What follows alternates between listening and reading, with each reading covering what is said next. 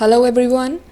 Now let's move to another topic, that is the internal morphology of the gastropods. So in the last lecture, we actually saw about the external morphology of the gastropods, like the apex, water suture, the whorls, spire, and so on.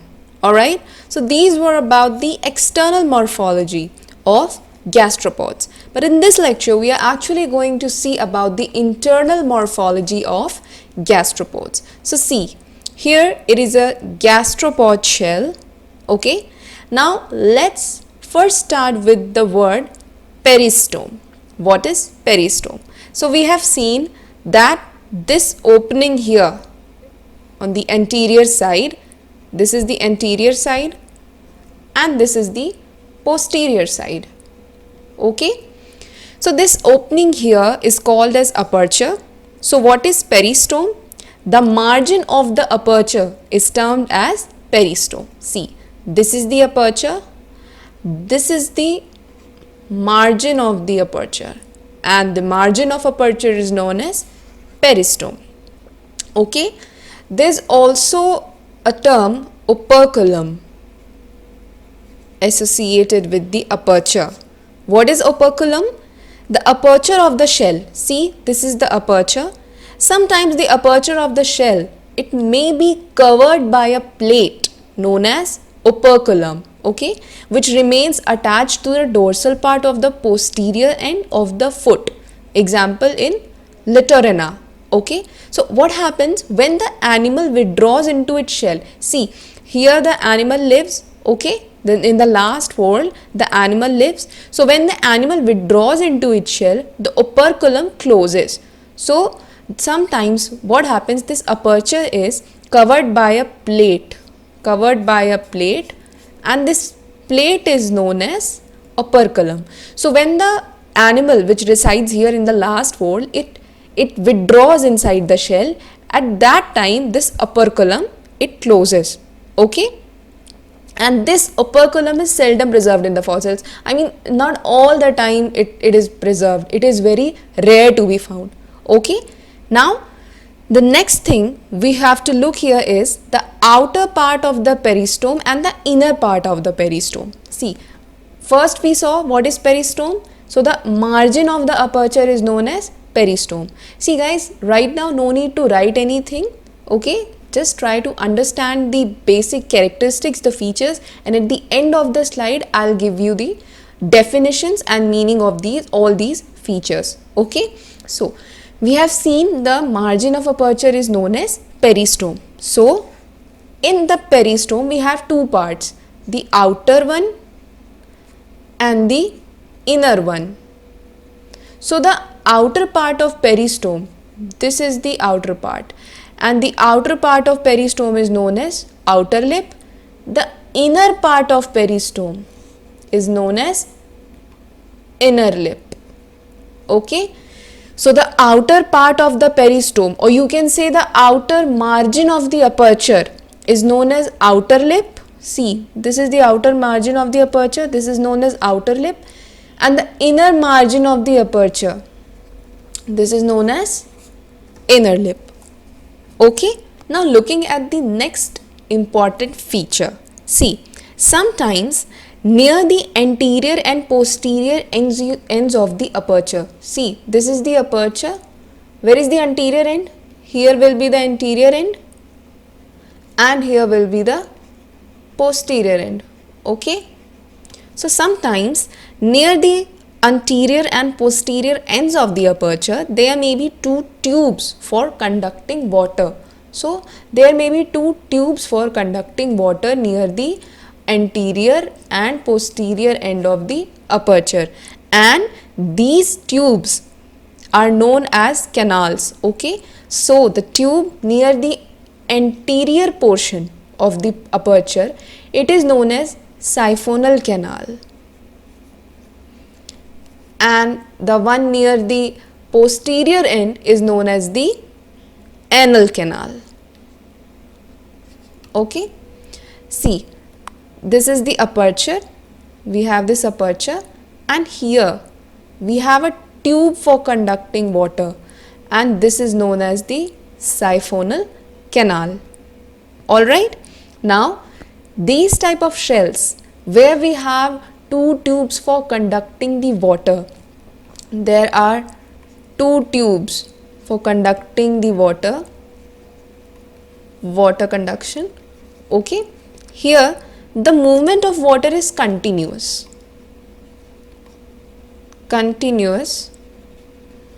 movement of water.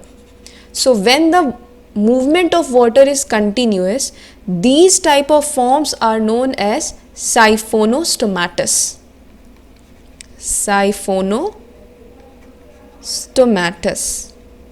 Okay, the example is murex, voluta, cerithium, etc.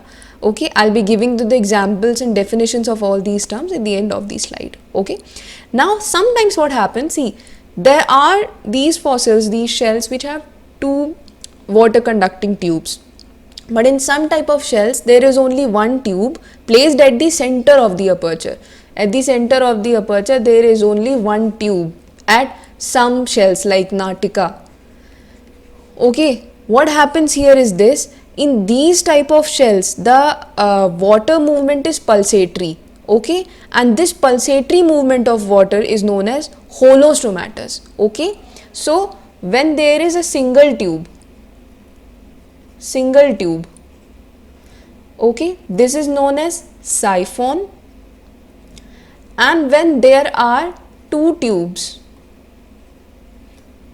they are known as, at the anterior side it is known as siphonal canal, at the posterior side it is known as anal canal, and when there are two tubes the water movement is continuous, hence it is known as siphonostomatus. But in single tube the water movement is pulsatory, and hence it is known as holostomatus. Okay, so till now what we have seen peristome. Okay, what is peristome?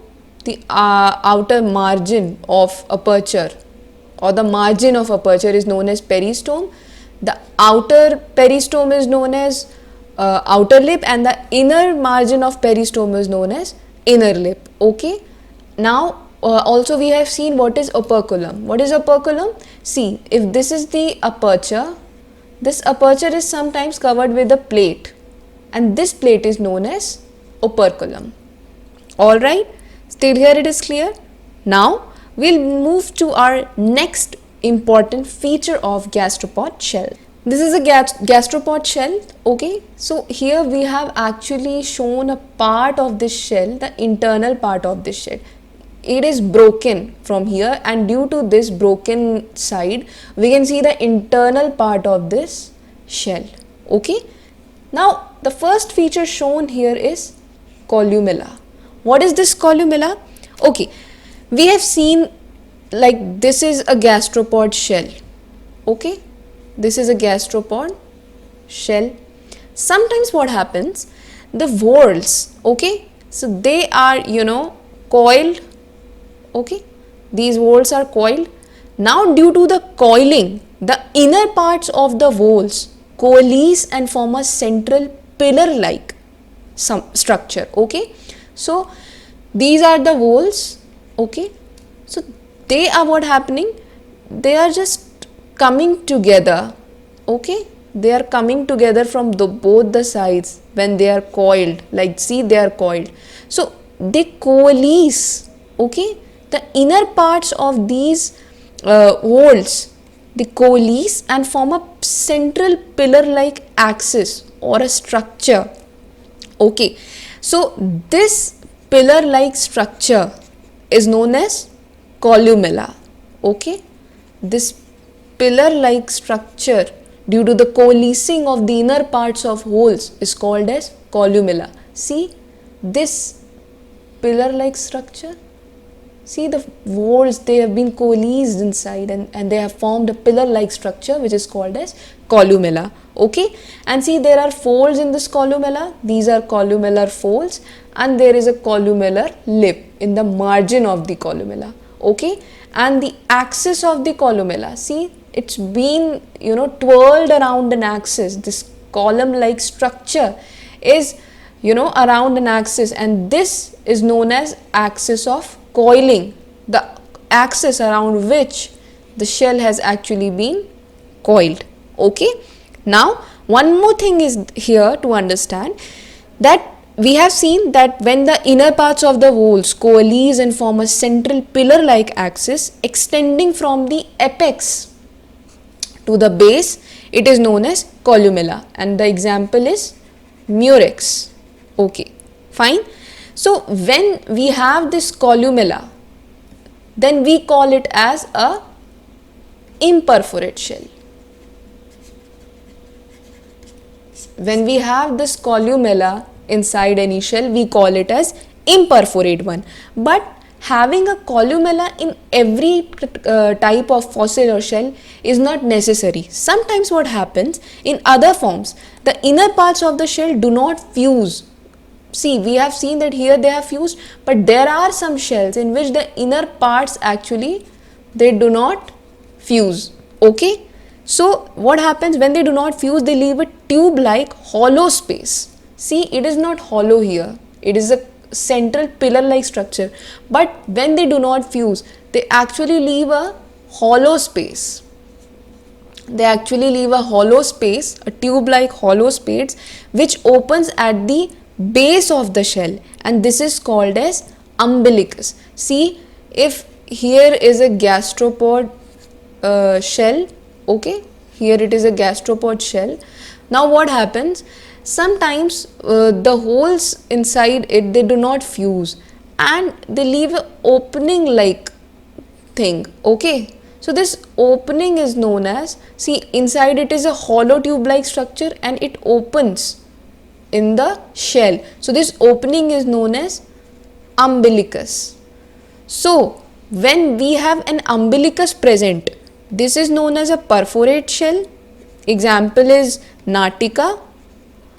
And when we have a columella present, this is known as an imperforate shell. Example is murex. So till now what we have seen, that if the walls are fusing inside, coalescing inside, they are actually forming a pillar like structure. Okay, and this pillar like structure is known as columella, and these forms of shells where columella is present, these are known as imperforate shells. Example murex. But in some type of shells, the walls, they do not coalesce, they do not fuse to form a columella, and instead they leave a hollow tube like structure which opens at the base of the shell. Okay, this opening is known as umbilicus, and these forms are known as perforate forms. Example is Natica. Alright, now I'll be showing you the definitions of all these terms, the important terms. Okay, the first one is operculum. What was operculum? It was a plate. Okay, it was a plate which was covering the aperture. So whenever the animal withdraws inside the shell, the operculum, it covers the aperture. So operculum, the aperture of shell may be covered by a plate which is known as operculum. Okay, what is peristome? We have seen that the margin of aperture is known as peristome.